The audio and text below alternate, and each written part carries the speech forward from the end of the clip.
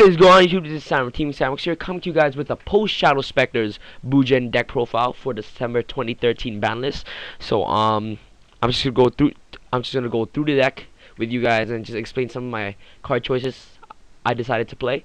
So let's get started with the deck profile, guys, and I hope you guys enjoy. So of course I play the one bear, self-explanatory. Bear gets out your 10 keys, and he's a monster popper as well. Next you play triple Yamato. You guys all know what he does. He searches and he dumps during the end phase. It's basically the best card in your deck. 3 Yamato and of course 3 Mikazuchi. This card came out today in Shadow Specters. This card is amazing.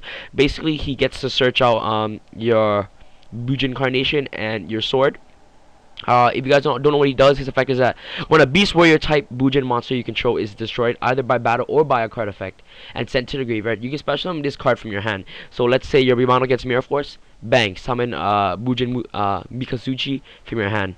And once per turn during the end phase, if a Bujin monster was previously sent from your hand to the graveyard, this turn, while you control this face-up card, you can add one Bujin spell or trap card from your deck to your hand. You can only control one Bujin Mikazuchi. So if you have a Yamato and a Mikazuchi on board, what you want to do is search with Yamato, and then send one Bujin card from your hand to the graveyard. So let's say you have a turtle in hand. You'll search up, let's say you want to search up a crane, dump turtle.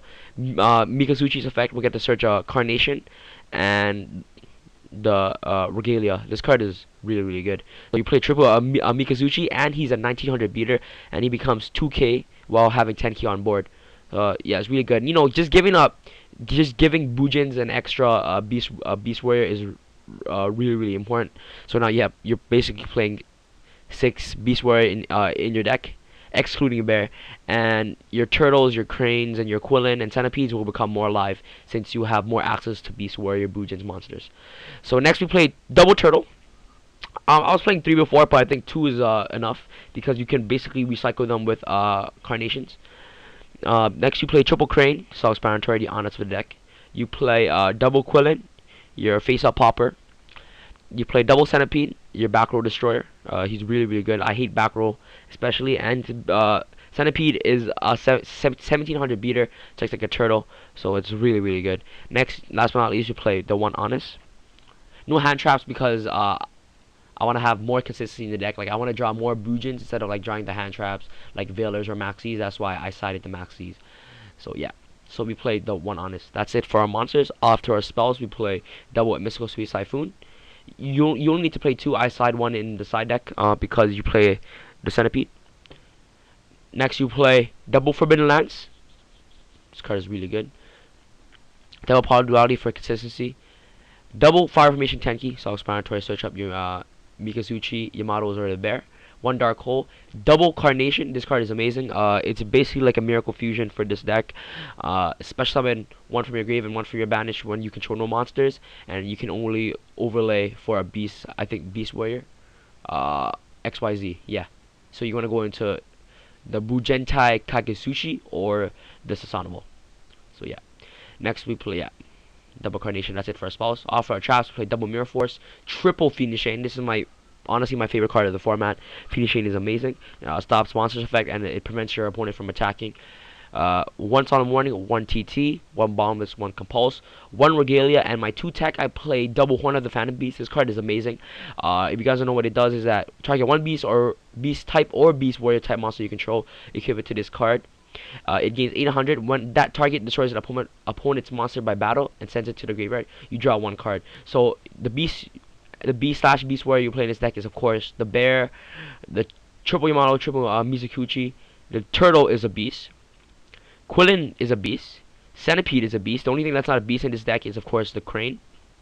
And you'll likely be having a beast monster on the field. So Phantom Beast just gains the extra 800 boost, and it's really good. So Horn of Phantom Beast is amazing. Off to a side deck, I play double Vanity's Emptiness because this deck is basically like a control-based deck. You summon Yamato and you just sit on it. You summon Yamato and Mizukuchi, sit on them and protect them, and you just win the game. And especially flipping Vanity's Emptiness is actually amazing. Prevents dragon players from special summoning and spamming the board. Stops Mermills. Stop any decks that special summons like Kairakuris, stuff like that. Next we put double Gozen Match. Your deck is all light. Double Dust Tornado. I like to play the Dust because Light Imprison hurts. Imperial Iron Wall hurts this deck. So I want to get rid of the Iron Walls, the Light Imprison Mirror, sorry, as fast as possible. Next, I play Double Shadow Mirror for the Dark World matchups for the Ghost Tricks. I don't know if they're good, but you know, just for any, you know, dark decks. Yeah. Next, we play Double Maxi for any decks that spam. Double Storm Eater, great against the mirror match and great against Constellars, because sometimes Pleiades would like to bounce back this Spawn Trap card, but well, that's not how I play. But some Constellar players, when they play, is that they just bounce back the Spawn Trap and they don't bounce the monster. And when you set a monster, especially in this deck, people will think that you're just waiting until you get a Beast Warrior, so you might want to set a. So they'll think that you might want to set a Turtle or any of these guys. So yeah. So when you run into it, you run into the Storm Eater, and they'll just pop their Pleiades and Omega, stuff like that. Next, I play Double Kaiser Coliseum. This card is amazing, great against the side deck. It's really good with this deck. Well, I main Kaiser, but I decided to take it out of my main because I needed more space for, like, you know, the Carnations and the monsters and the traps. So, but Kaiser is like in general, it's a really amazing card. If you only have a Yamato and Kaiser, your opponent can only basically summon the one monster. So this card is amazing. Next, last but not least, I'll end off with 1 MST because you only play 2 in the main. Yeah. After extra deck, I play 1 Bujin Kagesuchi. This is the new card in Shadow Specters as well. If you guys don't know its effect, when this card is XYZ summoned, send the top 5 cards of your deck to the graveyard. Also, this card gains 100 for each Bujin card sent to the graveyard by this effect.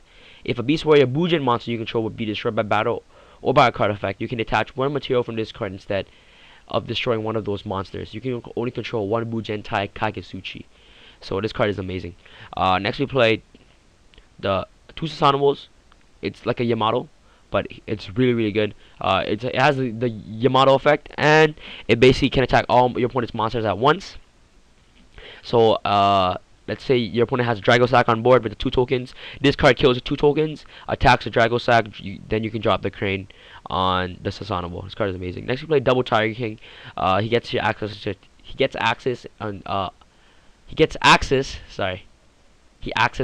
you to get 10 key.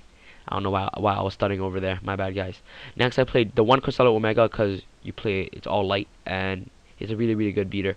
1 Chain, 1 Gemini Pro, 1 Emerald, 1 Direwolf, 1 Cowboy, 1 Maestro, 1 Dweller, double Star Leech, Paladinamo, and 1 Black Ship Corn. So there's more like the build. This is the build like that I like to play. I seen some people play, you know, the Yada build. The Crow, Bujin Crow, the Crow build. The only reason why I don't think this card is that good is because you can only use this effect once per turn. Like, if this card had a Crane effect, like, Crane doesn't have the once per turn. If this card was just like that, this card would be broken, because you can make it really OTK. With this card, your opponent attacks with a big monster, bang, drop the Yada. Your opponent loses the attack of that monster. Yeah, but this card is good. Yeah, stuff like that. So yeah, I hope you guys enjoy this deck profile. I've been testing this deck a lot lately. It's really good. It's a fun deck, and especially with Mikazuchi,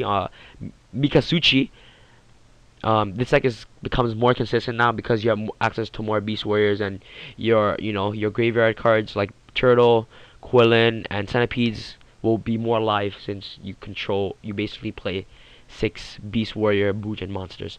Thank you guys for watching this video. Hope you guys enjoyed this deck profile, and don't forget to subscribe. Thank you guys for watching, and Team Sounds and Sam signing out. Peace.